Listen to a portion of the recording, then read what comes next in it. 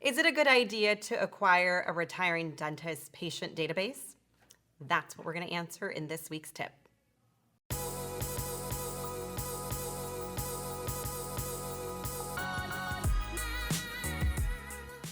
Hi, I'm Vicky Prince with MGE, and today we're going to discuss whether or not it's a good idea to acquire the patient database of a retiring doctor.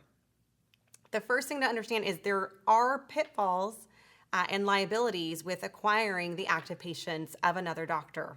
So this scenario is a little bit different than when you are buying a practice that you're integrating into your own practice. This is simply where you are approached by a retiring dentist, or you are approaching a retiring dentist and asking them if you can integrate their patient base with yours.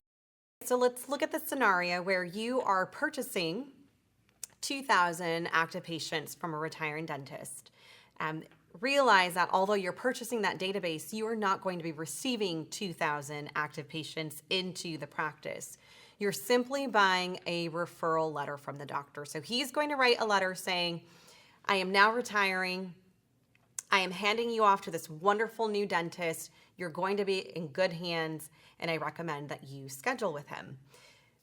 After that, it is up to you to make sure those patients come in. And the likelihood is you'll probably are going to see about 20 to 30% of those patients show up if you're lucky. A couple things that we want to do to make sure that your chances of retaining as many of those patients are high is we want to find out who is already scheduled with the doctor for their 6-month or their next week visit.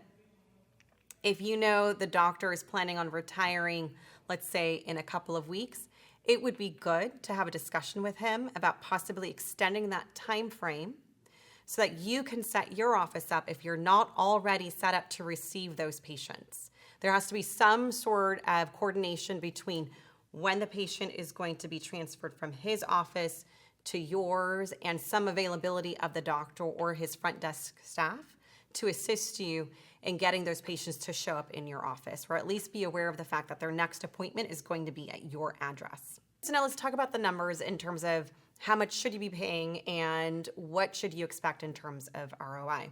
So if we are acquiring 2,000 active patients, industry standard is about $200 to $250 per chart that you're going to pay for that database. However, that doesn't mean you're paying $200 to $250 per new patient, as we're only going to be accessing or seeing about 30% of that patient database. So your actual cost to acquire is about triple that amount, more or less.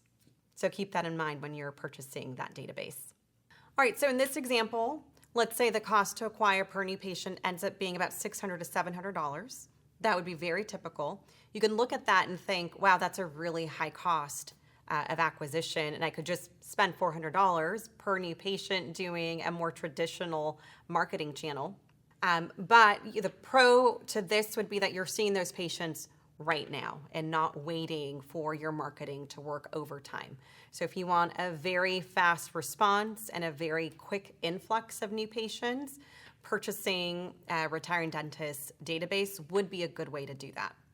That said, I have had doctors make arrangements with the retiring doctor that they were purchasing their list from, where they actually paid per new patient that they saw from that database. So here we have a doctor, he's retiring, he has 1,600 active patients, and instead of purchasing that entire 1,600 patient database and paying $200 to $250 per new patient, this doctor negotiated with the doctor to pay about $400 per each patient that actually showed up. And that ended up being a much more cost-effective strategy for the acquiring dentist. And it also made it so that the retiring dentist felt a little bit more motivated to write a really good referral letter and help her with getting those patients into the office. So if she wanted her front desk to call those patients and say, hi, I'm calling on behalf of, let's say the retiring doctor is Dr. Smith, and I wanted to get you scheduled in to see your doctor, it would make that process really, really easy because The retiring doctor says, yes, use my name as much as you want because I know if you do so, you'll get more patients into the practice and then I'll earn that $400 per patient that's coming in.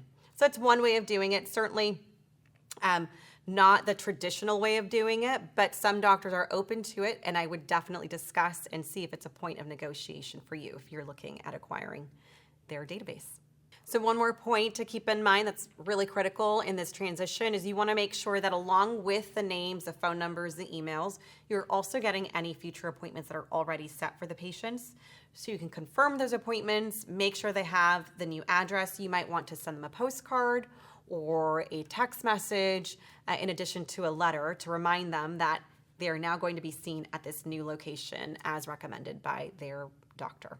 Great, so if you're looking at acquiring a retiring dentist patient base and you have any questions, feel free to email me.